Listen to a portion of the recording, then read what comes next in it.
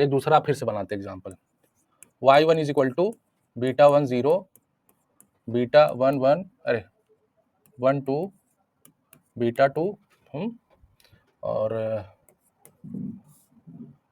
Gamma 1 1 x1 plus epsilon 1, y2 is equal to beta 2 nought, beta 2 1 y1 plus beta 2 3 y2 plus gamma 2 1 x1 plus, रुको, gamma 2 2 x2 plus gamma 2 3 x3 plus epsilon 2,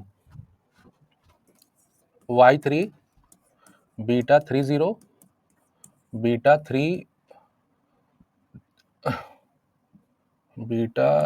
2 y2 plus gamma 3 1 x2 plus epsilon 3। ठीक बेटा, अब मैं इसमें देखो अगर मैं equation 1 की बात कर रहा हूं, ठीक है बेटा, तो इसमें जरा मैट्रिक्स बनाओ तो कोफिशिएंट्स। आप पहले बताओ इक्वेशन 1 में कौन कौन सा वेरिएबल एक्सक्लूडेड है, एक्सोजीनियस।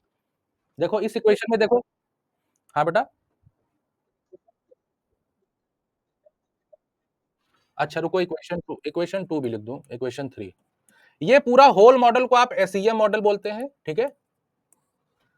तो देखो क्या है कि हम पहले इक्वेशन को चेक कर रहे हैं ना, पहले इक्वेशन में हमें मैट्रिक्स बनाना है, ठीक है।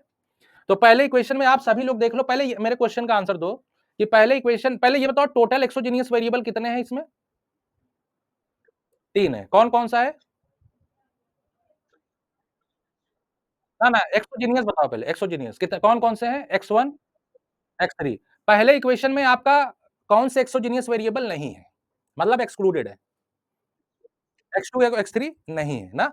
अब देखो जो बाकी के इक्वेशंस बचे मॉडल में, अब उसमें देखो उस वेरिएबल के साथ कौन सा कोफिशिएंट है, बस वही मैट्रिक्स में लिखना है ना। जैसे ऐसे समझो, मान लो x2 और x3 नहीं है ना, ना बेटा, x2 और x3 नहीं है इसमें ना।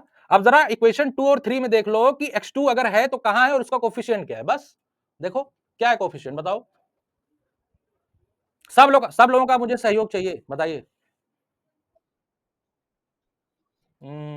x2 और x3 नहीं ना, गामा 2 2, गामा 2 3। अब तीसरे क्वेश्चन में बताओ, तीसरे क्वेश्चन में बेटा, हाँ गामा 3 1 और 0 है ना, क्लियर है, बताइए पहले। हम्म हम्म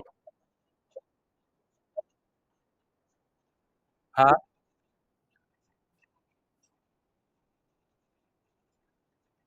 किसको बेटा? हाँ हाँ लिया है। अरे रुक, नहीं y2 नहीं यार, इसको y3 लिखो ना, मैंने देखो 3 लिखा है तब भी, है ना y। ठीक है, अब ठीक है। हाँ तो अब देखो मैट्रिक्स कैसे बना, समझ पा रहे हो बच्चों? चलो ये Q1 लिख दे रहा हूं। अब आता है Q2 कैसे बनेगा।